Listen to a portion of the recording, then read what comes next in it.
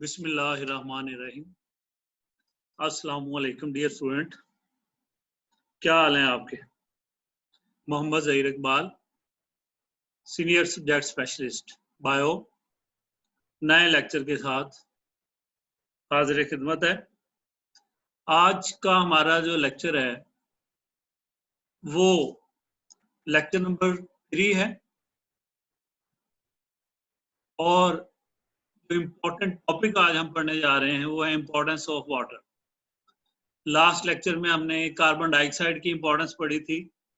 आज का जो लेक्चर है वो इम्पोर्टेंस ऑफ वाटर जो है इसके ऊपर हम आज पढ़ने जा रहे हैं और ये काफ़ी इम्पोर्टेंट टॉपिक है बोर्ड के एग्ज़ाम के हवाले से, क्योंकि बोर्ड में इसमें से लॉन्ग क्वेश्चन नहीं तो शॉर्ट क्वेश्चन बहुत दफ़ा आया हुआ है और उसके साथ साथ इसमें से 2-3 MCQs हैं जो कि बहुत ही इम्पोर्टेंट हैं, वो ज़रूर आते हैं इसमें से।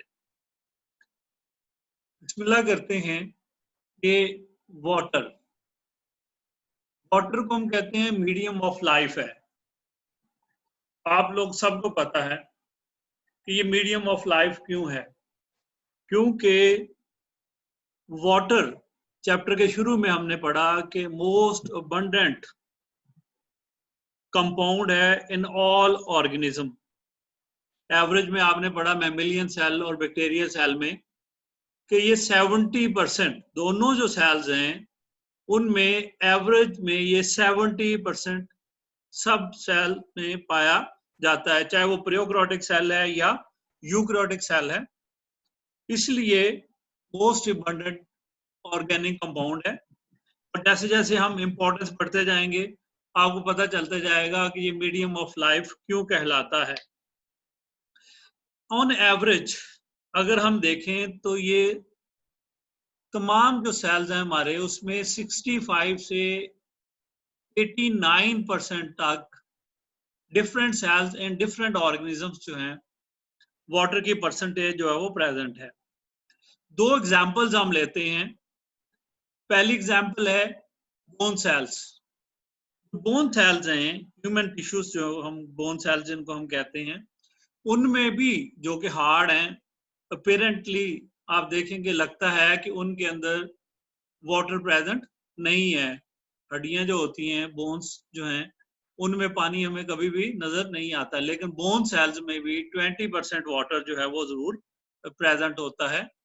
इसी तरह से अगर हम देखें बोन सेल्स के अलावा हमारे पास जो सबसे ज्यादा वाटर है that is present in the brain cells. Brain cells में ऑलमोस्ट 85% वाटर जो है वो प्रेजेंट होता है।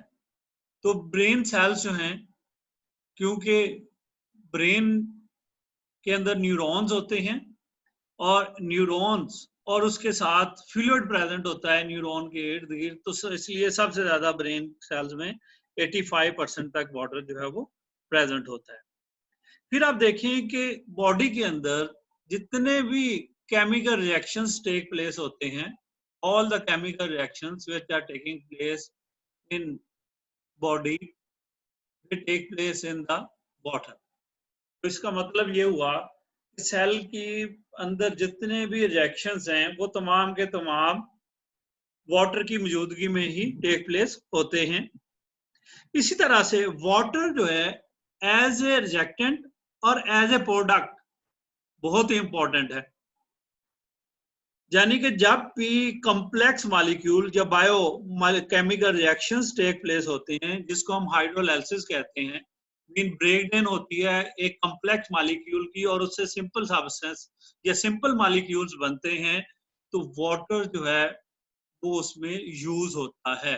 इसका मतलब है हाइड्रोलाइसिस के जितने भी प्रोसेस होंगे, जैसे आपके सामने डायग्राम में नजर आ रहा है, ये 2 मॉलिक्यूल्स हैं हमारे पास और दोनों मॉलिक्यूल्स जो हैं जब ये ब्रेक हो रहे हैं, मॉलिक्यूल ग्लूकोज के मॉलिक्यूल्स हैं, तो ब्रेक होने के रिजल्ट में ये दोनों एक दूसरे से अलहदा हुए और इनके अलहदा होने के लिए क्या चाहिए, वाटर चाहिए, क्योंकि एक तरफ हाइड्रोक्सिल ग्रुप लगा और दूसरी तरफ H जो है वो यूज हुआ।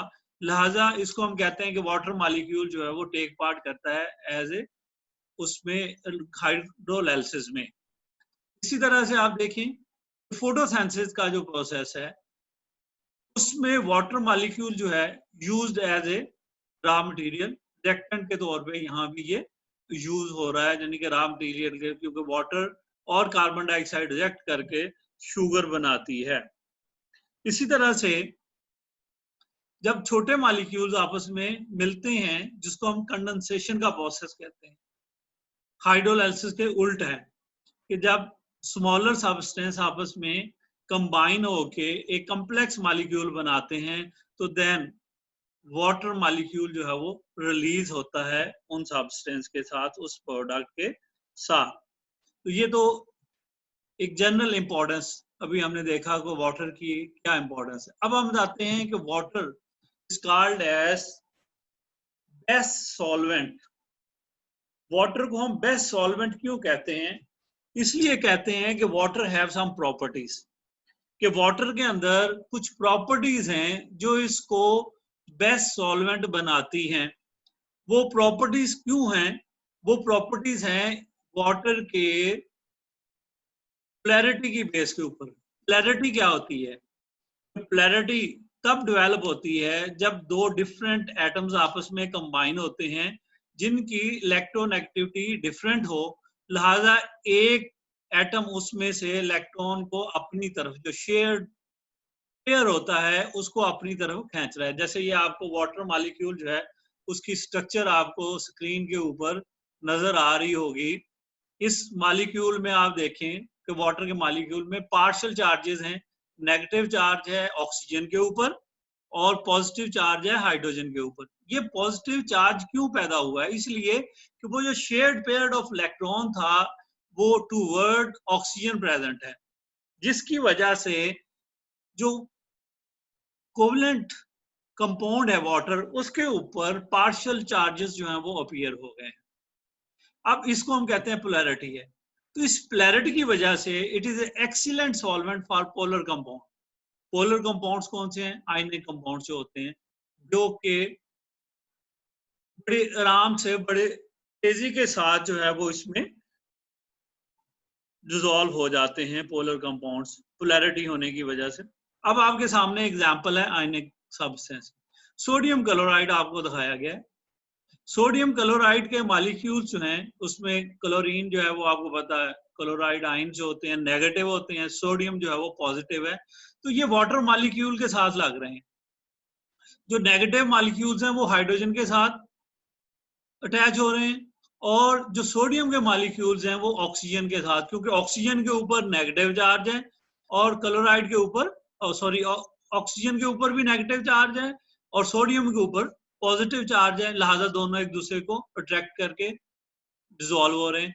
इसी तरह से जो क्लोराइड आयन है उस पर नेगेटिव चार्ज है और हाइड्रोजन के ऊपर पार्शियल पॉजिटिव चार्ज है, तो लिहाजा क्या हुआ, easily they dissolve into the water और ये फौरन ही रिजेक्ट भी कर जाते हैं।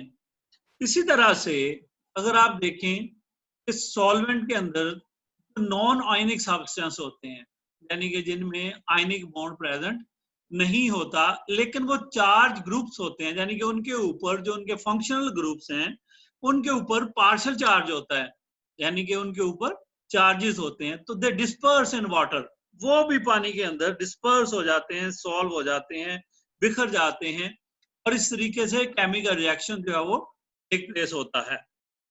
आपके सामने दो अमाइनो एसिड्स जो है वो नजर आ रहे हैं, ग्लाइसिन और एलानिन।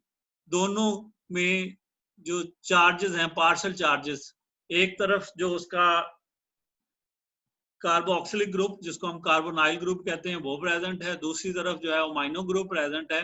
तो दोनों जो है वो आपस में, क्योंकि पार्शियल चार्जेस प्रेजेंट है सोडियम उसके ऊपर, नाइट्रोजन के ऊपर और ऑक्सीजन के ऊपर, तो ये दोनों आपस में मिल जाते हैं। इस तरीके से ये डिस्पर्स हो जाते हैं वाटर के अंदर।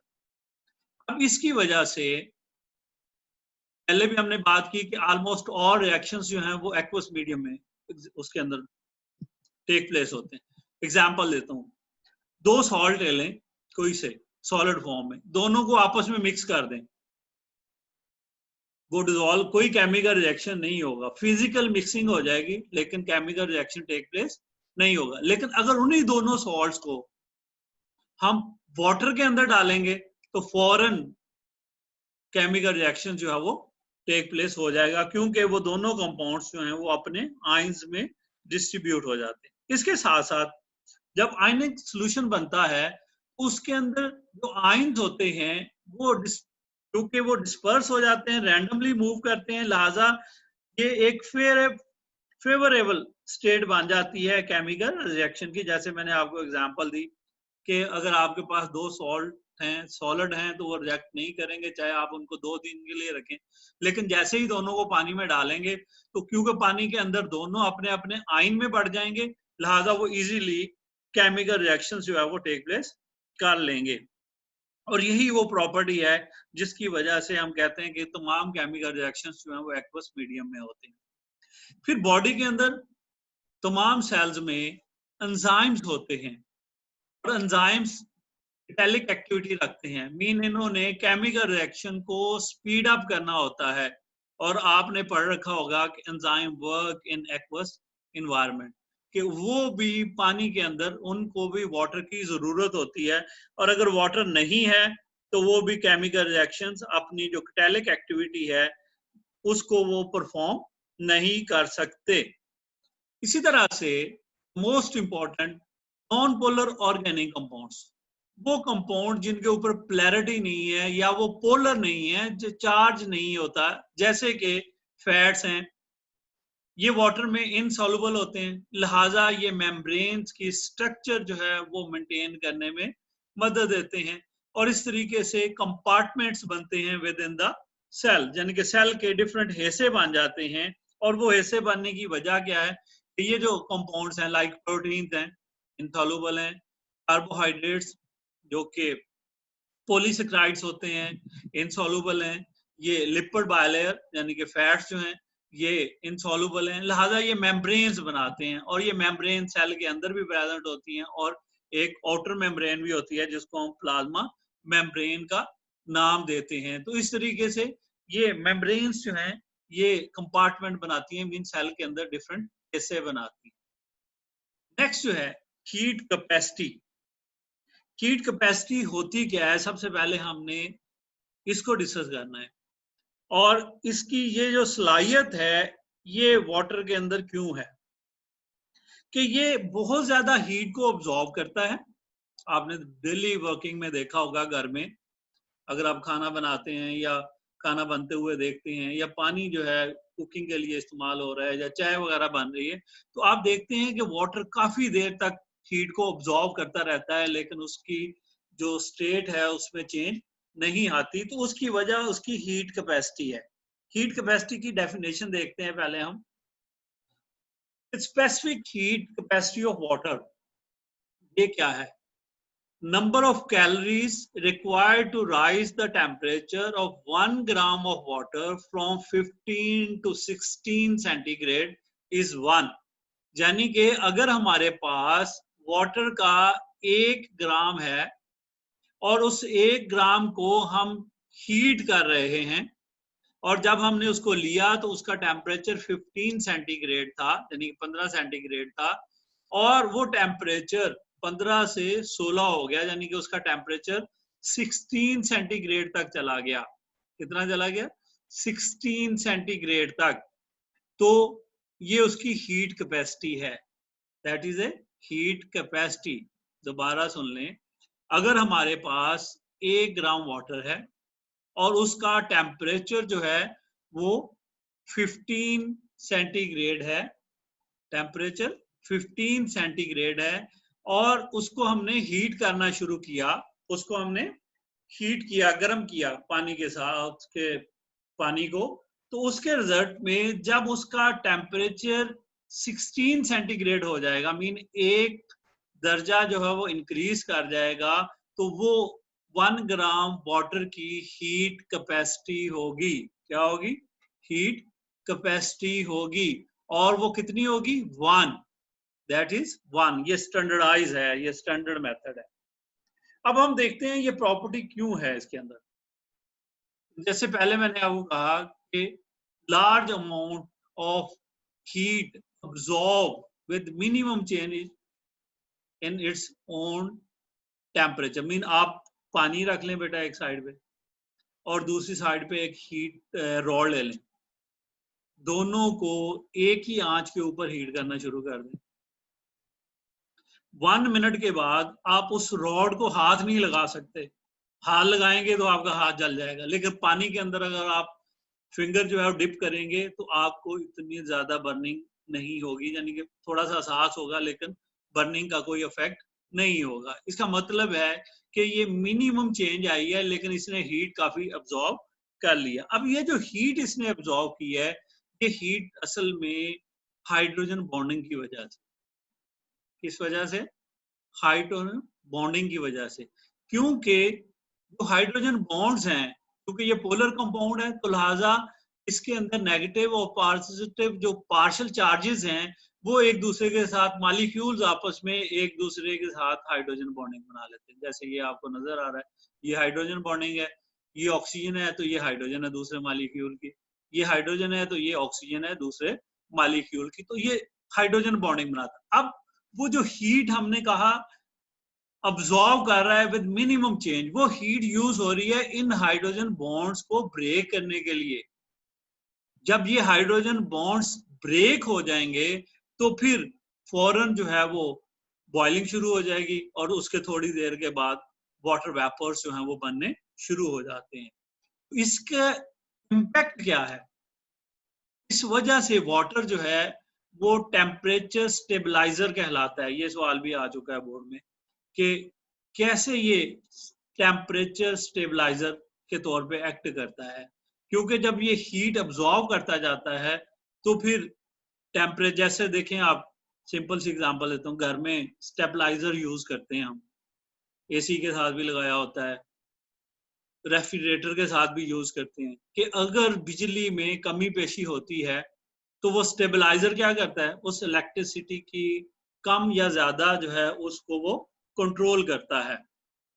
उस जो उसमें कमी आ रही है वोल्टेज में या वोल्टेज ज्यादा हो रहे हैं तो वो उसको स्टेबलाइज करके, यानी कि एसी को या रेफ्रिजरेटर को एक जैसी इलेक्ट्रिसिटी प्रोवाइड कर रहा है, वोल्टेज एक जैसी दे रहा है। ऐसे ही इंसान में, ऐसे ही ह्यूमन में, ऑर्गेनिज्म में वाटर, क्योंकि अगर बाहर चेंज हो रही है तो बॉडी के अंदर चेंज नहीं होनी, ठीक है, हीट आपको ज्यादा मिल रही, जैसे आजकल गर्मियां हैं तो बाहर निकलते हैं, धूप तेज है और वो फौरन जिस्म के ऊपर एक्ट कर रही होती है हीट, तो फौरन वाटर क्या करता है, उसको एज ए स्टेबलाइजर एक्ट कर रहा होता है। लिहाजा ये हमें थर्मल चेंजेस जो हैं, सडन थर्मल चेंजेस, मीन आप एसी में बैठे हुए थे, आपको बाहर जाना पड़ गया, हो सकता है आपको कमरे से बाहर जाके दरवाजा खोलना पड़ गया या कहीं काम जाना पड़ गया, तो क्या होगा, कमरे में तो आप 16 या 20 सेंटीग्रेड के ऊपर या 25 पे बैठे हुए थे, बाहर है आप 40, तो अचानक चेंज आई। अगर ये वाटर जो है उससे प्रोटेक्ट ना करे तो फौरन ही हमारी होमोस्टेसिस जो है वो डिस्टर्ब हो जाएगी और हो सकता है हमें हीट शॉक जो है वो लग जाए, जैसे हीट स्ट्रोक जिसको हम नाम देते हैं, बंदा अनकॉन्शियस भी हो जाता है, बेहोश भी हो जाता है। तो इस तरह के एक्ट भी हो सकते हैं आपके साथ। नेक्स्ट जो है हमारा, that is heat of vaporisation. Heat of vaporisation क्या है कि इसको हम एक्सप्रेस करते हैं कैलोरीज में, अब्सॉर्ब पर ग्राम वाटर वेपर्स, पानी नहीं, बॉइलिंग वाटर, जब वाटर बॉयल कर रहा होता है तो उसमें से वेपर्स एवेपोरेट हो रहे होते हैं। वो जो वेपर्स हैं वो जो हीट अब्सॉर्ब करते हैं कैलोरीज के अंदर, that is heat of vaporisation. उसको हम क्या कहते हैं, हीट ऑफ वेपोराइजेशन कहलाती है। और इस तरीके से जो वाटर है वो अपनी लिक्विड फॉर्म से कन्वर्ट होता है इनटू गैसेस फॉर्म और वो लार्ज अमाउंट ऑफ हीट जो है उसको अपने साथ लेके जाता है और उसके रिजल्ट में जो रिमेनिंग टेम्परेचर यानी कि वो बॉडी का जो टेम्परेचर है वो कूल डाउन हो जाता है, उसमें बहुत ज्यादा कमी आ जाती है। वो कमी क्यों आती है वो अभी हम डिस्कस करने वाले हैं कि water absorb much heat as it change from liquid to gases. जैसे मैंने अभी आपको कहा कि जब वो लिक्विड से गैसेस फॉर्म में जाता है तो वो बहुत ज्यादा एनर्जी जो कि कैलोरीज में होती है उसको अपने साथ अब्सॉर्ब करता है और फिर वहां से वो वेपोरेट करता है, जिससे बाकी जो बॉडी होती है उसका टेम्परेचर बहुत कम हो जाता है। ये स्पेसिफिक हीट ऑफ वेपोराइजेशन कितनी है? 574 किलो कैलोरी पर किलोग्राम, यानी कि पर लीटर है वाटर की सूरत में, या पर किलो हम इसको ग्राम कहते हैं, और ये बहुत ज्यादा है बेटा। लिहाजा इसी वजह से वाटर जो है वो कूलिंग का इफेक्ट रखता है, यानी कि, और ये एमसीक्यूज में कई दफा आ चुका है, 574 किलो कैलोरी पर किलोग्राम, ये जो हीट ऑफ वेपोराइजेशन है ये। और इसी की बेस के ऊपर वाटर जो है वो इंपॉर्टेंट रोल प्ले करता है। वो पहला रोल क्या है कि regulation of heat produce by oxidation.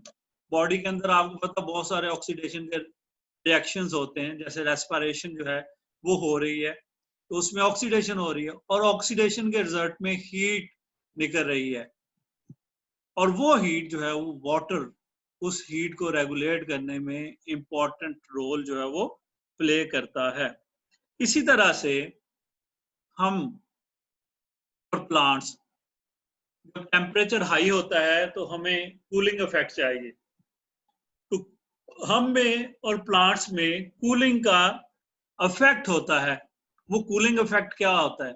आप देखें प्लांट्स में जब ट्रांसपिरेशन होती है तो कूलिंग का इफेक्ट होता है। प्लांट्स अपने टेम्परेचर को मेंटेन करने के लिए ट्रांसपिरेशन करते हैं। क्या करते हैं? ट्रांसपिरेशन करते हैं। ये ट्रांसपिरेशन जो है वो क्या है कि evaporation of water from the aerial parts of the plants. इस प्रोसेस को हम ट्रांसपिरेशन जो है उसका मीनिंग में लेते हैं। इसी तरह से आप देखें ह्यूमन बीइंग में भी ट्रांसपिरेशन जो है वो, जिसको हम इवेपोरेशन कहते हैं, उसी तरह से होती है, यानी कि उसके पैरेलल मैकेनिज्म है ट्रांसपिरेशन के। वो क्या है? Evaporation of water. कि हमें पसीना आता है बेटा, और उस पसीने के रिजल्ट में कूलिंग का इफेक्ट होता है। ठीक है, प्लांट्स में ट्रांसपिरेशन हो रही है और हमें पसीना आ रहा है, उस पसीने से क्या होता है कि हमें कूलिंग का इफेक्ट होता है, क्योंकि वाटर जो है वो स्किन से इवेपोरेट करता है, तो वो बहुत ज्यादा एनर्जी जो है वो अपने साथ हीट एनर्जी ले जाता है, जिससे हमें कूलिंग का इफेक्ट होता है। उसकी एक एग्जांपल है कि अगर आपके पास 1 लीटर ऑफ वाटर है, ये इससे हमें ये कॉन्सेप्ट समझने में मदद मिलेगी कि हीट ऑफ वेपोराइजेशन किस तरीके से कूलिंग इफेक्ट करती है। और हम इसको हीट करते जा रहे हैं, हीट करते जा रहे हैं, यानी कि इसको नीचे से हमने बर्नर चला के उसको हीट अप कर रहे हैं। अब इस हीट का रिजल्ट क्या होगा कि अगर इस 1 लीटर में से बस 2 ml वाटर जो है वो इवेपोरेट कर गया, उसकी इवेपोरेशन होगी, यानी कि हमने इसको हीट किया, हीट करने के लिए पहले 1 लीटर वाटर था और इसमें से सिर्फ 2 ml वेपर्स जो हैं वो इसमें से इवेपोरेशन हुई, तो जो रिमेनिंग बच गए वो बच गए 998 ml। ठीक है, कितने बच गए? 998 ml, 998 ml जो रिमेनिंग वाटर रह गया, उसका टेम्परेचर 1 डिग्री डाउन हो जाएगा। मसलन के अगर उसका टेम्परेचर पहले 100 था, जब ये 2 ml उसमें से वेपर्स जो हैं वो वेपोरेट कर जाएंगे, तो रिमेनिंग जो 998 ml होगा उसका टेम्परेचर 99 डिग्री सेंटीग्रेड हो जाएगा। तो इससे हमें पता चलता है कि जब वेपोरेशन होती है तो लॉट ऑफ हीट उस वाटर वेपर्स के साथ रिमेनिंग वाटर से लॉस होती है, तो मेन रिमेनिंग सरफेस से लॉस होती है। जैसे हमें पसीना आता है तो हमारी बॉडी का टेम्परेचर मेंटेन हो रहा होता है, ये इसकी इंपॉर्टेंस है। इसी तरह से आयनाइजेशन ऑफ वाटर, ऑल्दो के ये कोवलेंट बॉन्ड है इनके वाटर के जो मॉलिक्यूल्स हैं आपस में, इसके बावजूद वाटर जो है उसकी आयोनाइजेशन होती है। कि ये अपने आयंस में H प्लस और OH नेगेटिव यानी कि हाइड्रोजन आयन और हाइड्रोक्सिल आयन में डिवाइड होता है और ये इक्विलिब्रियम में होता है, यानी कि जितने वाटर मॉलिक्यूल ब्रेक हो रहे होते हैं उतने ही वाटर मॉलिक्यूल बन भी रहे होते हैं। तो H2O यानी कि ये ऑक्सीजन है, ये हाइड्रोजन है, ये हाइड्रोजन एटम अलहदा हो गया और ये हाइड्रोक्सिल आयन बन गया, ये हाइड्रोजन आयन बन गया, ये हाइड्रोक्सिल आयन बन गया, और ये हमेशा इक्विलिब्रियम में है। जैसे मैंने पहले आपको कहा रिवर्सिबल प्रोसेस है, जितने वाटर मॉलिक्यूल ब्रेक होंगे उतने ही हाइड्रोजन और हाइड्रोक्सिल आयन मिल के वाटर मॉलिक्यूल बना रहे होंगे। अब अगर हम देखें एट 25 सेंटीग्रेड, कितना 25 सेंटीग्रेड के ऊपर, तो H और OH आयंस की कंसंट्रेशन जो है वो होगी 10⁻⁻⁷ मोल पर लीटर, यानी कि आपके पास वाटर है 1 लीटर और उसका टेम्परेचर है 25 सेंटीग्रेड, ये स्टैंडर्ड टेम्परेचर है। इस टेम्परेचर के ऊपर H और OH आयन की प्योर वाटर के अंदर जो कंसंट्रेशन होगी वो होगी 10⁻⁻⁷ मोल पर लीटर के हिसाब से उसमें प्रेजेंट होगी। और ये जो आयंस हैं ये अफेक्ट करते हैं केमिकल रिएक्शंस को। जैसे आपने देखा कि शुरू में ये रिएक्टेंट के तौर पे भी काम कर रहा है और ये प्रोडक्ट में के तौर पे भी काम रहता है। जब लार्जर कॉम्प्लेक्स मॉलिक्यूल्स ब्रेक होते हैं तो वहां पे हाइड्रोजन और हाइड्रोक्सिल आयन की जो जरूरत होती है वो वाटर आयन से ही पूरी होती है। और इसी तरह से जब कंडेंसेशन का प्रोसेस होता है कि स्मॉलर मॉलिक्यूल्स मिलते हैं तो वहां भी वाटर जो है वो रिलीज हो रहा होता है। और फिर आपने देखा फोटोसिंथेसिस में water as a by product भी रिलीज एज ए रिजेक्टेंट जो है वो यूज हो रहा है, और रेस्पिरेशन में वाटर जो है वो as a by product produce हो रहा होता है। नेक्स्ट जो है हमारा प्रोटेक्शन। वाटर जो है क्योंकि ये लुब्रिकेंट है तो इस वजह से एक्सीलेंट लुब्रिकेंट के तौर पे ये एक्ट करता है, और ये हमारे बॉडी के डिफरेंट टिश्यूज जो हैं, बॉडी के डिफरेंट पार्ट्स हैं, उनको डैमेज होने से बचाता है। क्यों? क्योंकि ये एक इफेक्टिव लुब्रिकेंट है और इस वजह से जो फ्रैक्शंस वगैरह होती हैं उनसे बॉडी के ऑर्गन्स को प्रोटेक्ट करता है। 2 एग्जांपल्स हम इसकी पढ़ेंगे।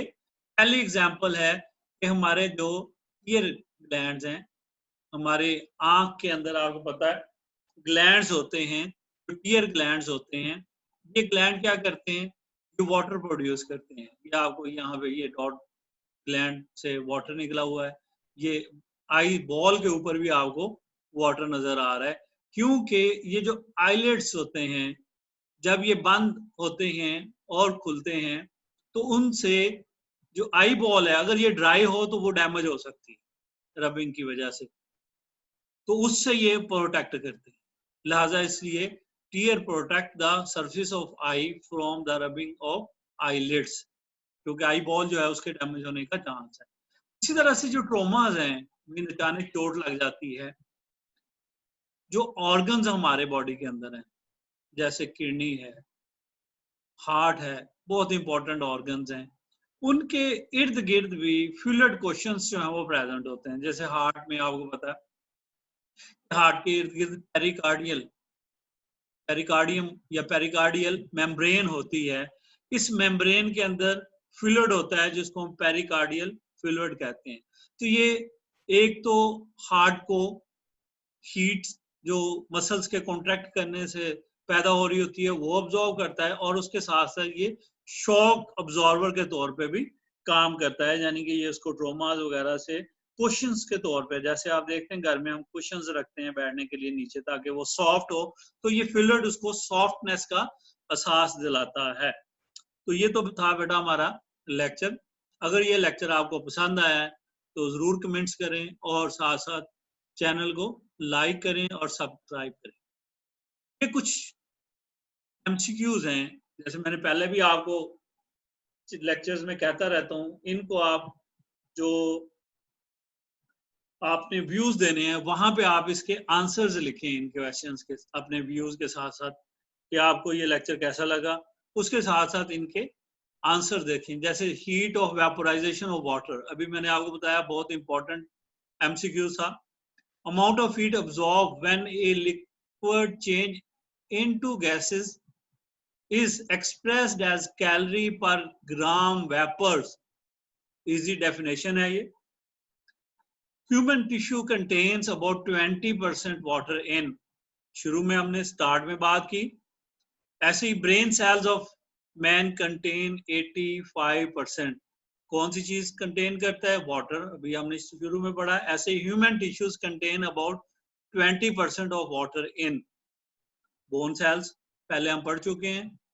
अब इसी तरह से देखें, इसमें से जो शॉर्ट क्वेश्चंस आए हुए हैं, हीट कैपेसिटी है और उसके बाद why the heat capacity of water is very high, क्यों है? हाइड्रोजन बॉन्डिंग की वजह से है। वेपोराइजेशन क्या है, उसकी इंपॉर्टेंस क्या है? Define protective role of water या about of ionization of water. फिर लॉन्ग क्वेश्चन जो है डिफरेंट तरीके से 4 प्रॉपर्टीज डिस्क्राइब करें, या importance of water in living organism, या biological property and importance of water. Biological property, ये सारी जितनी हमने इंपॉर्टेंस पढ़ी है ये बेसिकली बायोलॉजिकल प्रॉपर्टी में ही आती है। बेटा इसके साथ लेक्चर का टाइम खत्म हुआ। इंशाल्लाह नेक्स्ट लेक्चर में दोबारा मिलेंगे। आप लोगों का अल्लाह हाफिज, गुड बाय, और अपनी केयर कीजिए। कोरोना में बहुत ज़रूरी है बेटा अपने आप को प्रोटेक्ट करना, तो केयर बहुत ज़रूरी है। Thank you.